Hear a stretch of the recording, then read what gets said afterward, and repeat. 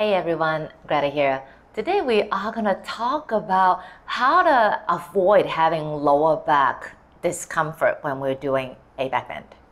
Yoga and back bending seem to be synonymous, and especially nowadays when you go on to social media, you see a lot of bodies are doing all these like crazy deep back bending, and then they hashtag yoga.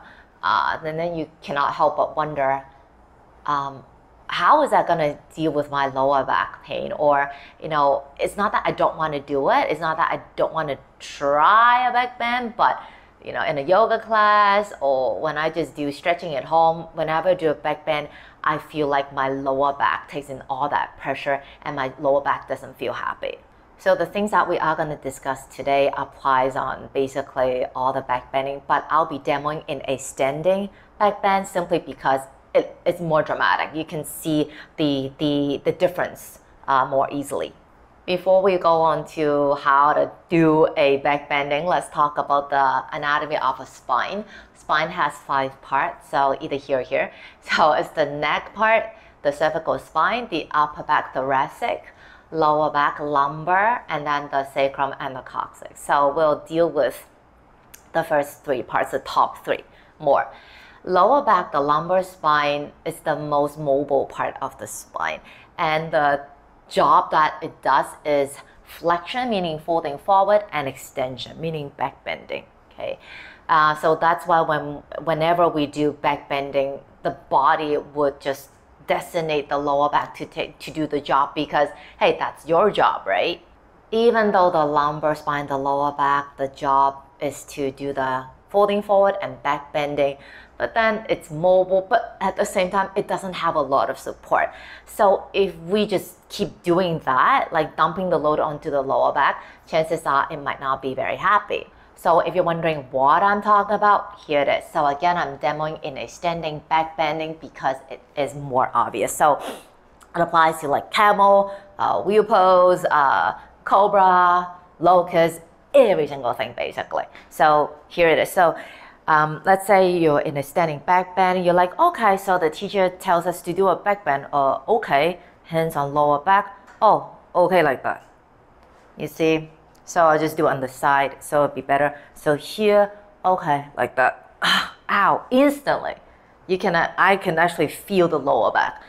So a lot of people just kind of lean back and just dump the load, dump every single ounce of energy onto this part of the body. And then you'll be like, I cannot even breathe. Okay, just get this over with. And then you start to cringe, you start to tense the body, and then you're like, oh my gosh, lower back. Okay, so that is not very healthy. As you can see, for me, just doing it just in that short amount of time, already my lower back is complaining. So what you actually want to do is, remember the spine is much more than just the lumbar, right? So even though the thoracic spine, the upper back, primary job is to do rotation, meaning twist, turning left and right. It does have a bit of mobility there, so let's use it. And also the neck as well. And whenever we do back bending, we cannot just isolate the spine. We also have to think about the other parts of the body. So we'll also be using the legs and the hips. What you want to do is you want to think about the chest and the upper back lifting up to the sky. So if you're doing camel, it's the same. Okay, you can, if it feels good, look up. If it doesn't, then keep the chin close to the chest. Okay, chest, upper back to the sky, strong thighs, and you want to feel the front pelvis coming forward. Chest up, front pelvis forward, strong thighs, stay. Okay. And did you notice that I have not mentioned anything about the lower back at all? Lower back was followed. Lower back does what it does naturally. It will extend. Okay? And just stay. Nothing in the lower back at all. Keep the spine nice and long. Chest up. If it feels good, look back. Okay? Pelvis forward. Chest up. Okay? And then just come back up. Didn't mention anything about the lower back because the lower back, that's a natural job. It will go back. It will extend. Why? Because chest is up, pelvis is forward. Okay? let the lower back be the middle part. Let the lower back be the team member instead of the leader of the team. Deal with the front and the end part of it, and the lower back being the middle, they would know what to do. It's a change of the mindset. So that was standing. So that would apply to standing back bending, camel, even wheel pose if you're attempting wheel. And I'll just quickly demo how it is to be in a cobra when you're lying on in a prone, in a more prone back bending. So you'll be here, okay?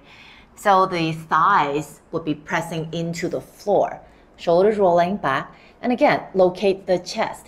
Think about the chest being one to reach forward and then up while pressing the thighs down onto the floor, reaching your legs away from you, and then lengthen your spine.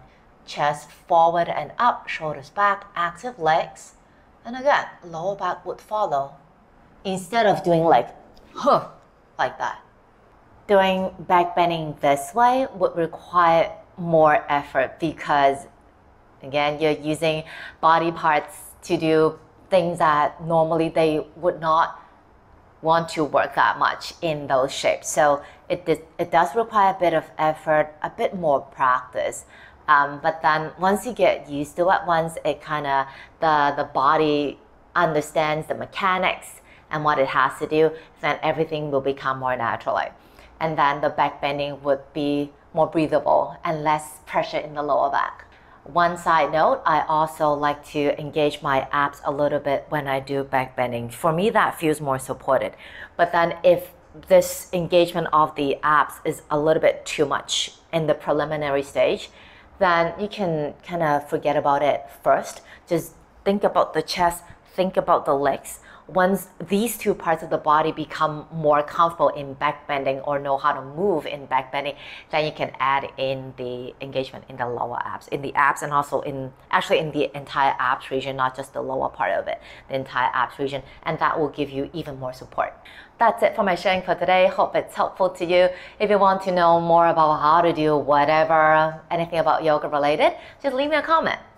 Take it easy. Bye bye.